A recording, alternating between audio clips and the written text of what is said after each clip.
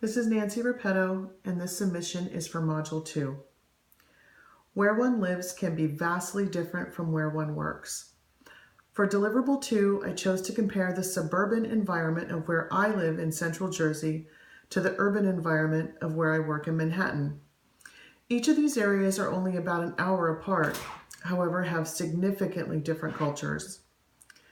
People in these environments can have vastly different cognitive responses to their visual perception of police.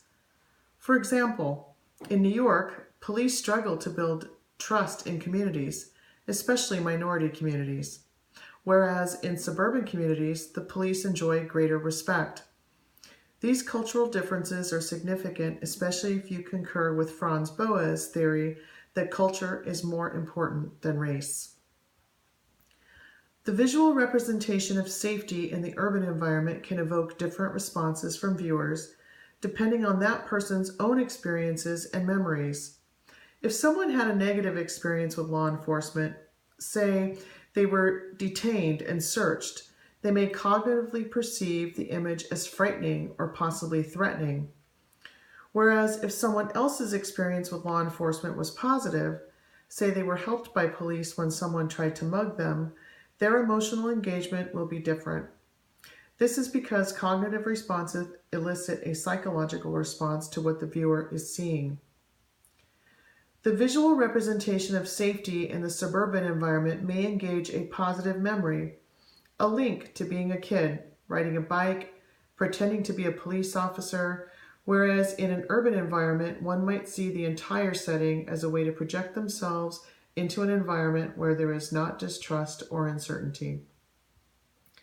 If someone outside of New York is viewing the urban billboard, they might not expect to see a young boy walking with his backpack through the subway, unaccompanied by a parent. The cognitive element of selectivity may be at play where they only focus on this unaccompanied boy. If the suburban safety billboard were viewed in an urban environment, one might experience dissonance due to the image being unrelatable and because there are just too many competing stimulus in the urban environment for one to focus on this unrelatable image. Strategic placement of image is critical to increasing emotional engagement.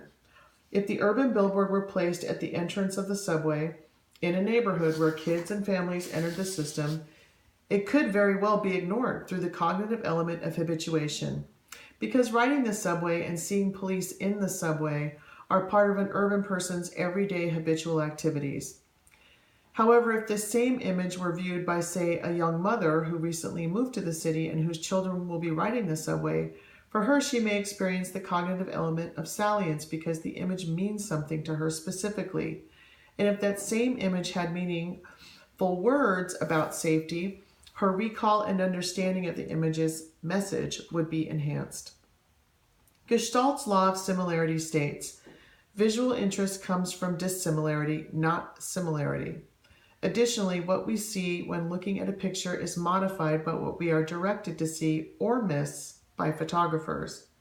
Hotchberg found through experiments that the eyes are constantly in motion as they scan an image, and that we assign complex meaning to objects we see through semiotics and cognitive theory.